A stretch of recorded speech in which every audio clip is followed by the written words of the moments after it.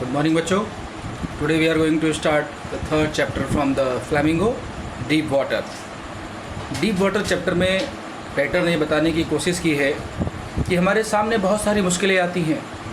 कई बार बहुत सारी दिक्कतें हमारे सामने आती हैं और हम उस चैलेंज को फेस करते हैं. हमारी विल पावर, हमारी शक्ति और हमारे अंदर की इच्छा शक्ति, ये वो चीज़ें हैं जो किसी भी परेशानी को पल भर में दूर कर सकती हैं. कैसे हमारे राइटर विलियम डगलस ने अपनी इच्छा शक्ति के बल पर उस नामुमकिन को मुमकिन कर दिखाया, जिसने उन्हें न केवल अपने सारे एंजॉयमेंट को पूरा करने का मौका दिया, जिसने न केवल उन्हें पूरी दुनिया के अलग अलग जगहों पर स्विमिंग का, राफ्टिंग का, बोटिंग का, कैनोइंग का आनंद उठाने का मौका दिया, बल्कि इसने वो सारी खुशियाँ दी जो अक्सर वो चाहते थे. तो इस तरह हम ये देखते हैं कि हमारे विल पावर की मदद से हम किसी भी सिचुएशन को ठीक कर सकते हैं. तो इसलिए ये बहुत ज़रूरी है कि हम अपने आत्मबल की शक्ति से, अपने मन की ताकत से खुद को कैसे बदल सकते हैं. तो this chapter is going to show how a will power can change your attitude. That happened with the William Douglas. So let us see deep water. Hello बच्चों, कैसे हैं आप? Today we are going to start third chapter from the Flamingo. It is the Deep Water, written by William Douglas. Deep Water, जैसा कि नाम से clear है, क्या है डीप वाटर स्टोरी में? कहीं ना कहीं एक पानी का डर जो हमारे लेखक के जीवन में एक बहुत बड़ा परिवर्तन लेकर आता है. उस पानी के डर से लेखक ने अपने आप को कैसे बाहर निकाला. कुछ इसी तरह का डर जिन्हें हम कहते हैं कि हमारे लाइफ में ये फोबिया बन जाती हैं. हमारे राइटर के जीवन में ये इसी तरह का एक फोबिया बन जाता है जिसको एक्वाफोबिया कहा गया है. इस एक्वाफोबिया से हमारा राइटर परेशान रहता है. लेकिन ये एक्वाफोबिया कहाँ से आया, उसके जीवन में ऐसी कौन सी घटना घटी जिसकी वजह से उसे पानी का भय सताने लगा. चाइल्डहुड एक्सपीरियंस की बात अगर हम करें कि बचपन में उसके साथ क्या हुआ. When William Douglas went to the beach with his father. बच्चों में name of the visit place मैंने यहाँ मेंशन कर रखा है. That is California is the name of the place. जहाँ वो विज़िट कर रहा था, उस बीच का नाम है जहाँ पे वो अपने फादर के साथ है. और ये उसके जीवन में एक ऐसी घटना घटती है जो उसे याद रहती है, जिसने उसके जीवन में बड़ा परिवर्तन कर दिया. देखिए, कुछ बातें हैं जिन्हें हम याद रख सकते हैं और वो इस तरह से हैं. इन्होंने कहा इसमें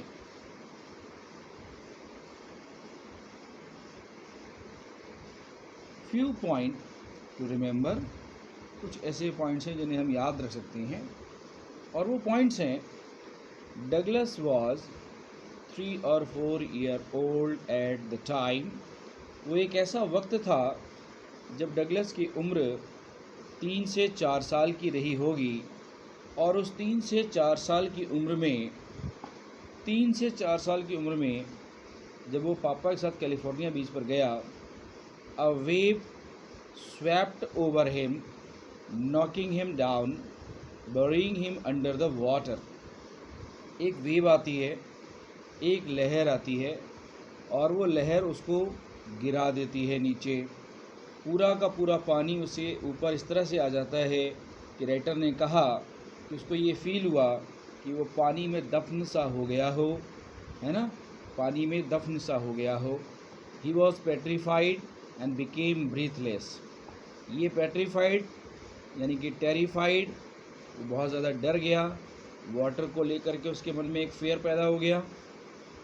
वाटर के मन में एक फियर पैदा हो गया और ये फियर कैसा, टेरर की तरह ये फियर उसके जीवन में आ गया.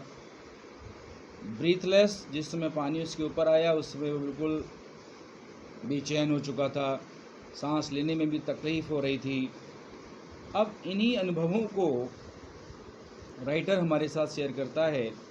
The experience instilled in him a permanent fear of water.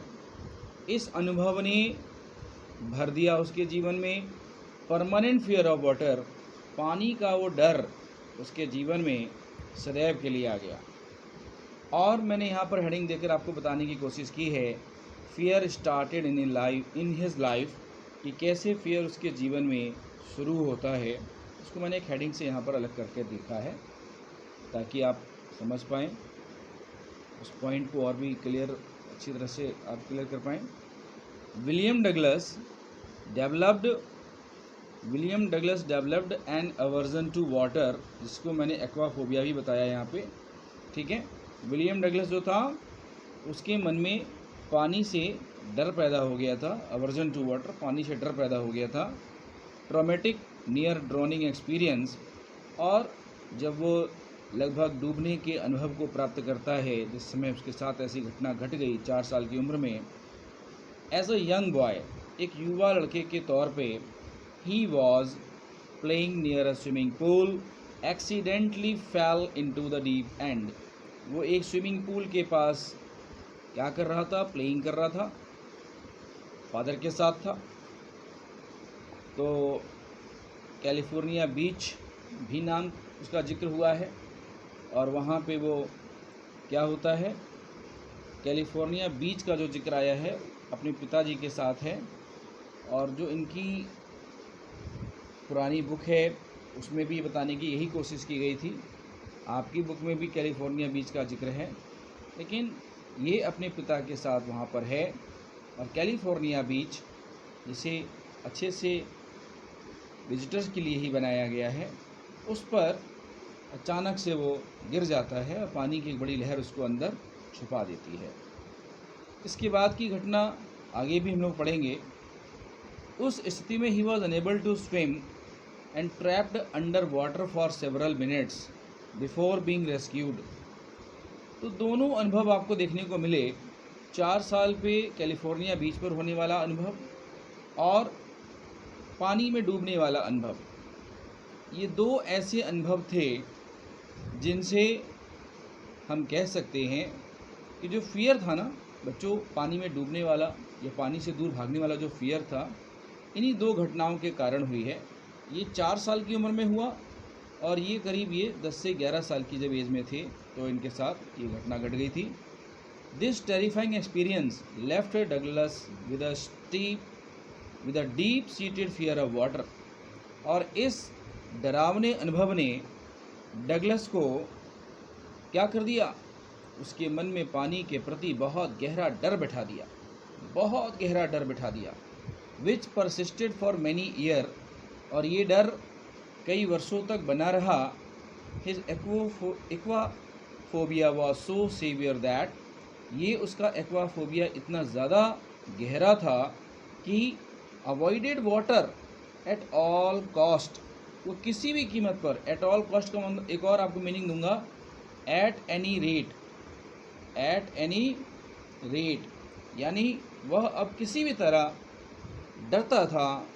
अब उसके अंदर पानी में जाने की हिम्मत नहीं रही। Even refusing to take bath और शावर, अब तो जनाब ने नहाना भी बंद कर दिया, यहाँ तक कि शावर लेना भी बंद कर दिया। इतना ज़्यादा पानी का डर उसके मन में बैठ गया बच्चों कि अब उसने काफ़ी दूरी बना ली थी। The trauma of the experience had a lasting impact on his life. उसके जीवन में ये डर बहुत गहराई तक था, leading to a life long struggle with water and swimming.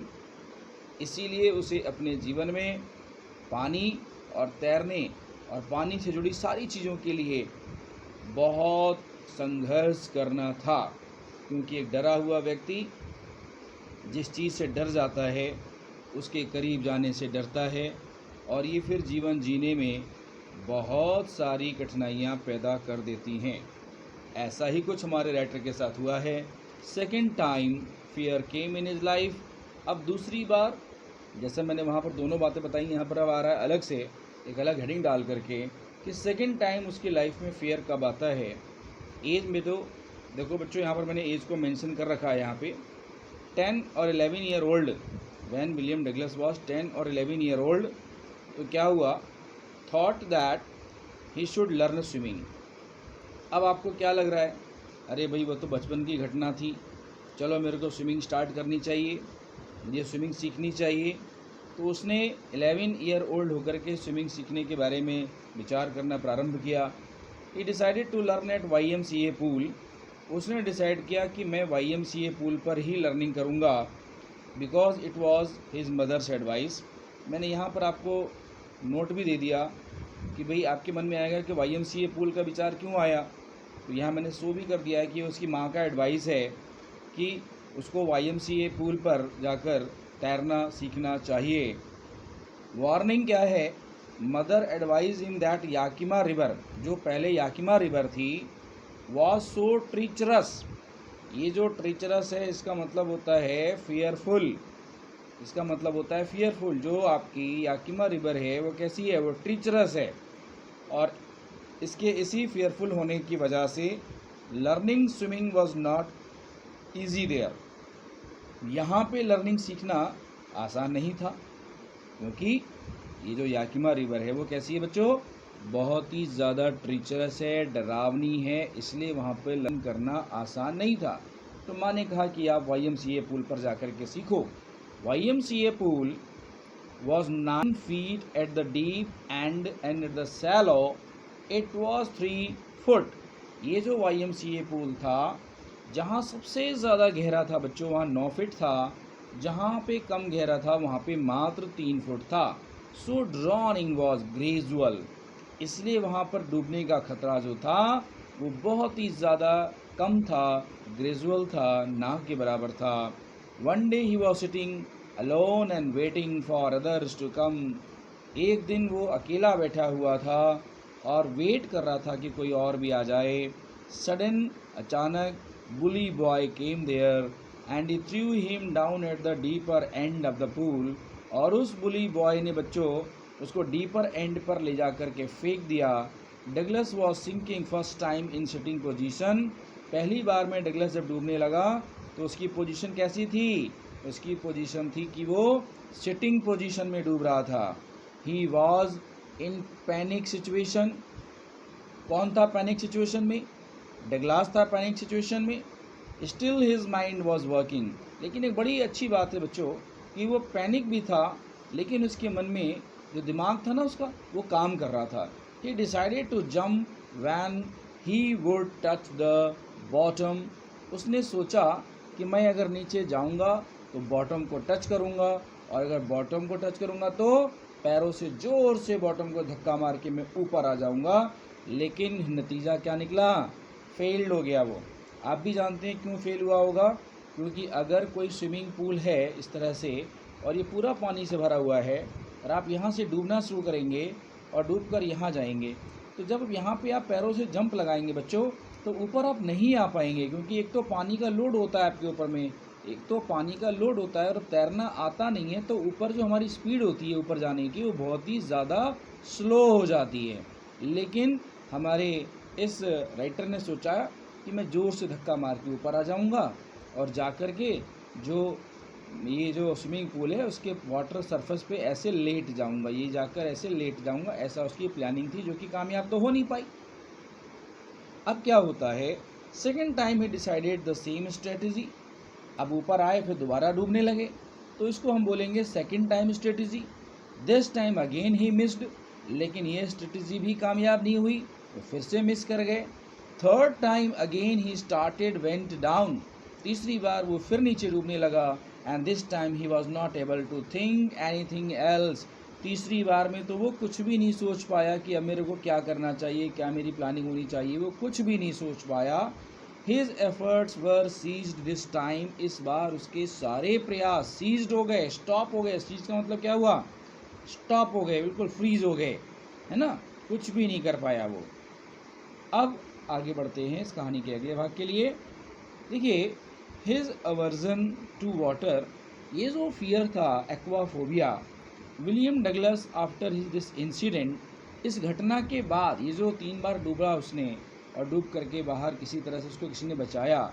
उस घटना के बाद लॉस्ट हिज चार्म, उसकी जो चार्म था, जो अट्रैक्शन था, किस चीज़ को लेकर के, स्विमिंग को लेकर के, बाथिंग को लेकर के, राफ्टिंग को लेकर के, कैनोइंग को लेकर के, ये सब बेकार हो गया, यूज़लेस हो गया। ये बेचारा इनमें से कोई चीज़ें अब नहीं कर पा रहा था, क्योंकि वाटर के प्रति उसके मन में फियर पैदा हो चुका था।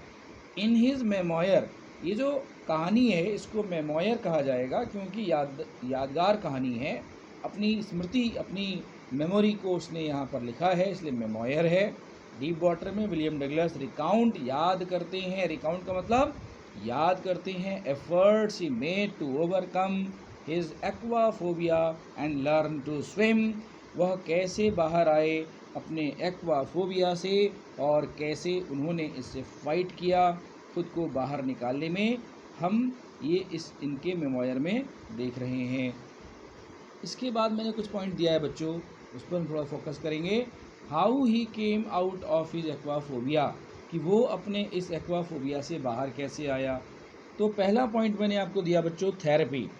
Douglas underwent therapy to address his underlying trauma and fear associated with near drowning experience. वो अपने डूबे हुए अनुभव को दूर करना चाहता था। इसके लिए उसने क्या किया, एक ऐसी थेरेपी को अपनाया जिसमें वो अपने मन में बैठे इस डर को निकाल सकता था जो पानी से जुड़ा हुआ था। ग्रेजुअल एक्सपोजर, यानी कि एकदम से वो एक्सपोज नहीं करता है अपने आप को, धीरे धीरे उसने किया। उसने एक इंस्ट्रक्टर को हायर किया, ही ग्रेजुअली एक्सपोज्ड हिम, उसने, उस इंस्ट्रक्टर ने उसको धीरे धीरे वाटर में ले जाने की तरकीब बताई। स्टार्टिंग विद स्मॉल स्टेप्स, छोटे छोटे कदमों से उसको चलना सिखाया पानी के अंदर जाने के लिए। As getting his feet wet, पहले पैरों को गीला कैसे करना है। प्रोग्रेसिंग टू डीपर वाटर, फिर धीरे धीरे गहरे पानी की ओर कैसे चल के जाना है। तीसरा point, swimming lesson. Douglas learn swimming lesson with a patient instructor, उसने एक ऐसे इंस्ट्रक्टर को हायर किया जो बहुत ही ज़्यादा काल्म था, बहुत ही ज़्यादा पीसफुल वाला, पेशेंट यानी कि धैर्य रखने वाला टीचर था। Who help him build confidence, जिसने उसके अंदर फियर को रिमूव करने के लिए कॉन्फिडेंस पैदा कर दिया कि कैसे पानी के डर को निकाला जा सकता है। The instructor use an exclusive mechanism with a rope, belt, pulley and overhead cable.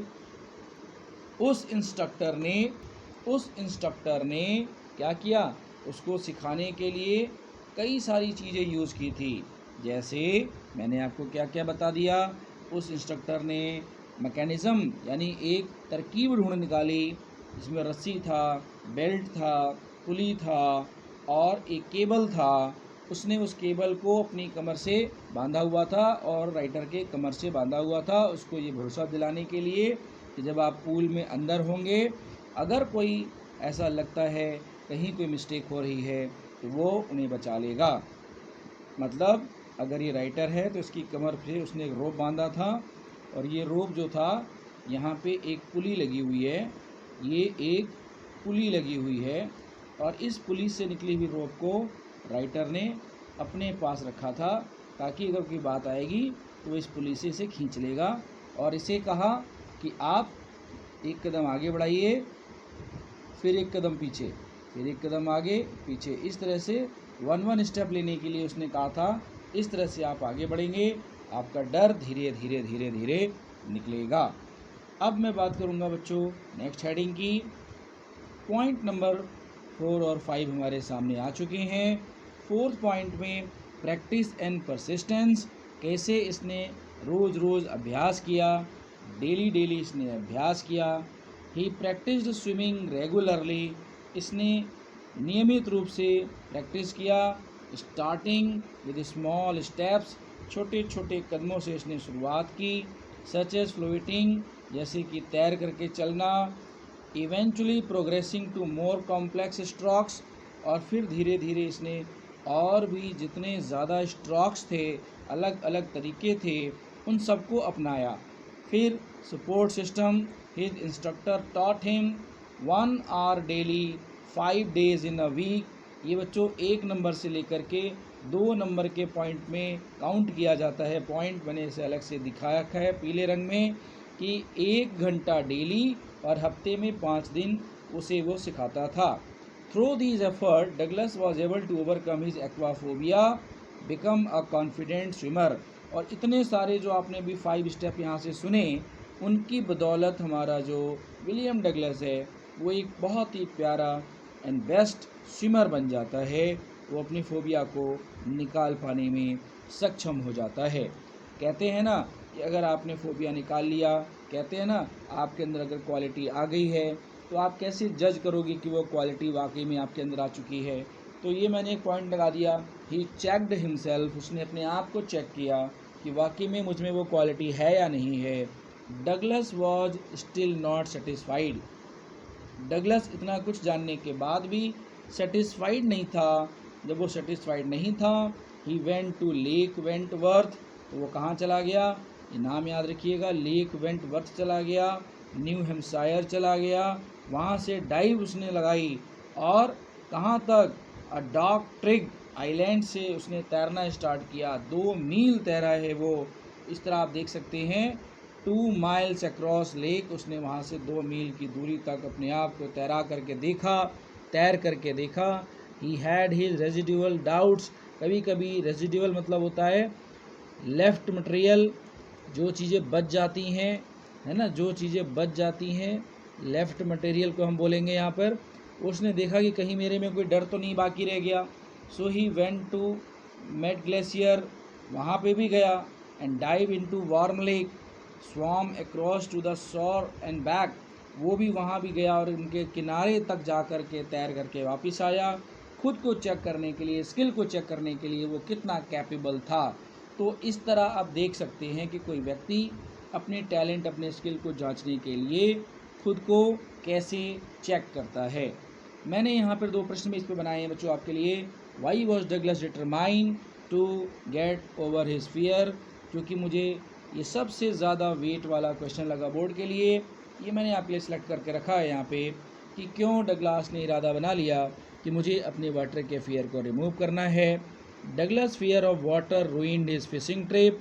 आप देख सकते हैं डगलस के इस फियर ने उसके मन में उसकी फिशिंग ट्रिप को ख़राब कर रखा था। डिप्राइव्ड, उसको सभी प्रकार की फैसिलिटी लेने से बचा रखा था। वो जॉय कैनोइंग नहीं कर सकता था, बोटिंग नहीं कर सकता था, स्विमिंग नहीं कर सकता था। ये सारी चीज़ें उसकी लाइफ से निकल चुकी थी। Douglas used every way, Douglas ने हर वो तरीका अपनाने की कोशिश की है। He knew to overcome his fear and developed, वो अपने डर से निकलना चाहता था जो कि बचपन में डेवलप हो गया था। इवन एज एन एडल्ट, और जब वो बड़ा हुआ, इट हेल्ड हिम फर्मली, उस डर ने उसको पकड़ लिया, अपने ग्रिप में पकड़ लिया, वो उसके पकड़ में आ चुका था। इसीलिए उसने इरादा बना लिया कि मुझे एक इंस्ट्रक्टर रखना पड़ेगा तो मैं रख लूँगा, लेकिन मैं स्विमिंग को सीख के रहूँगा और अपने एक्वाफोबिया को, फियर ऑफ वाटर को ज़रूर निकाल के रखूँगा। दूसरा प्रश्न मैंने आपको दिया है कि how did the instructor build a swimmer, कैसे इंस्ट्रक्टर उसको एक स्विमर बनाता है आउट ऑफ डगलस, डगलस के अंदर एक डरे हुए इंसान को अच्छे स्विमर में कैसे तब्दील करता है। ये मैंने यहाँ पर एक रखा है, instructor build a swimmer out of Douglas piece by piece. ये बड़ा पॉइंट है कि उसने उसको टुकड़ों में स्विमर बनाने की कोशिश की है, piece by piece. For 3 month, 3 महीने लग गए। He held him high on a rope attach to his belt, उसने उसको रस्सी के सहारे पानी पर अंदर बाहर करना सिखाया कि कैसे वो स्विमिंग करे। He went back and fourth across the pool, उसको पूल में थोड़ा कहता था आगे चलो, 2 कदम पीछे चलो, इस तरह से उसके हिम्मत को उसने बढ़ाया। Panic seize the other each time, हर बार कहीं ना कहीं डर उसके कदमों को रोक लेता था। Instructor taught Douglas to put his face under water and exhale to raise his nose and inhale, यहाँ पे वो क्या सिखा रहा था कि आप अपने मुंह को पानी में डालिए और एक्सहेल करिए, यानी कि सांस को बाहर निकालिए, नाक को बाहर निकालने के बाद ही आप इनहेल करेंगे। ये कुछ तरकीब थी जो एक्सहेल और इनहेल कैसे करते हैं स्विमिंग के लिए राइटर ने सिखाया। आफ्टर 7 मंथ, ये बच्चों कंप्लीट टाइम पीरियड है, इसे याद रखिएगा। After 7 month the instructor told him to swim the length of the pool. 7 महीने की ट्रेनिंग के बाद उस इंस्ट्रक्टर ने कहा, now you are a perfect swimmer and now you will cover up the length of the pool. अब आप पूरी लेंथ की जितनी भी लंबाई है वहाँ तक का जाइए और इस पूल को यहाँ तक का क्रॉस करके जाइए और फिर वापस आइए। तो ये उसने एक कंप्लीट स्विमर बना दिया पीस बाय पीस। तो आपने देखा कि हमारा विश्वास, हमारी मेहनत, हमारा डिटर्मिनेशन, अगर हमारी चीज़ें जैसे कि मैंने आपको अभी बताया, अगर हम पूरी तरह से अपनी किसी एक चीज़ के लिए डेडिकेटेड हैं और हमारे अंदर एक इरादा बहुत मजबूती के साथ पनप जाता है, डिटर्मिनेशन, तो डेफिनेटली डेडिकेशन और डिवोशन के माध्यम से हम एक विनर बन सकते हैं। और ये मैसेज इस लेसन ने हमें देने की कोशिश की है कि हम अपने आप को किसी भी हालात में क्यों ना हो ऑप्टिमिस्टिक होना चाहिए, हमें आशावादी होना चाहिए। अगर आप ऑप्टिमिस्टिक नहीं हैं तो आप अपने लाइफ में कभी सफलता प्राप्त नहीं कर सकते हैं। तो उम्मीद करता हूँ कि आपको ये लेसन समझ में आया होगा और आप अपने मार्क्स के लिए, अच्छे मार्क करने के लिए और 100% गेनर बनने के लिए ज़रूर आगे बढ़ेंगे। इसी भावना के साथ गुड लक बच्चों।